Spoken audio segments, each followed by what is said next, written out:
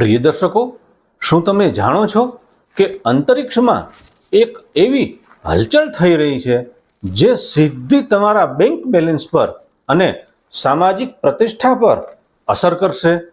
વૃશ્ચિક રાશિના જાતકો માટે 18 વર્ષની પ્રતીક્ષા હવે પૂરી થઈ છે. ગઈકાલે એટલે કે 29 માર્ચ 2026ના રોજ કેતુ રાજ સિંહાસનના નક્ષત્રમાં પ્રવેશ કરી રહ્યો છે. આ કોઈ સામાન્ય ગોચર નથી, આ તમારા જીવનનું રીલોડિંગ છે. એટલે તૈયાર થઈ જાઓ, કારણ કે હવે વારો તમારો છે.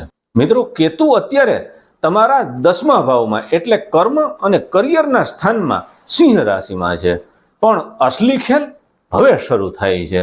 નક્ષત્ર પરિવર્તનથી કેતુ મઘા નક્ષત્રમાં જઈ રહ્યો છે.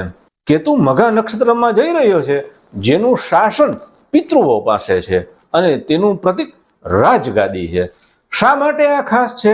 તો છેલ્લે આવો સંયોગ 18 વર્ષ પહેલા બન્યો હતો. કેતુ અહીં તમને એ બધું જ આપવા આવ્યો છે જે અત્યાર સુધી સંઘર્ષના કારણે અટકેલું હતું. આગામી 5 ડિસેમ્બર 2026 સુધીનો સમય તમારા માટે પાવર પ્લે સમાન છે. ઓફિસમાં તમારો દબદબો વધશે. જો તમે લીડરશિપ રોલ શોધી રહ્યા છો તો આ શ્રેષ્ઠ સમય છે. કેતુ અહીં તમને અલિપ્તતા એટલે ડિટેચમેન્ટ શીખવશે. જેટલું તમે પરિણામની ચિંતા છોડી અને કામમાં ડૂબી જશો, એટલી જ સફળતા તમારી પાછળ દોડશે. તમારા પૂર્વજોના આશીર્વાદ અને પરિવારનો સાથ તમારા કરિયરને નવી ઊંચાઈ સુધી લઈ જઈ શકશે. જ્યારે કેતુ તમને કર્મના રાજા બનાવે છે, ત્યારે રાહુ તમારા 4થા ભાવમાં બેસીને એટલે કે સુખ શાંતિના સ્થાનમાં બેસી તમને સુખ અને સુવિધાઓ આપવા માટે તત્પર છે. કેતુ તમારા મૂળને મજબૂત કરશે અને રાહુ તે મૂળ પર જે વૃક્ષ ઉગશે એમના પર સફળતાના ફળ આપશે. કેતુને પ્રસન્ન કરવા માટે મિત્રો નિઃસ્વાર્થ કર્મ કરો.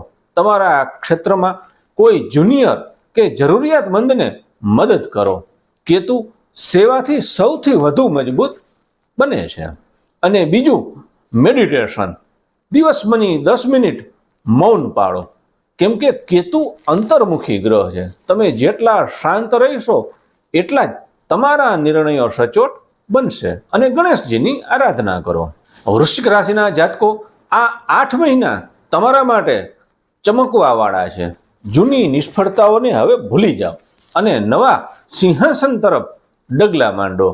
અસ્તુ. જય શ્રી કૃષ્ણ.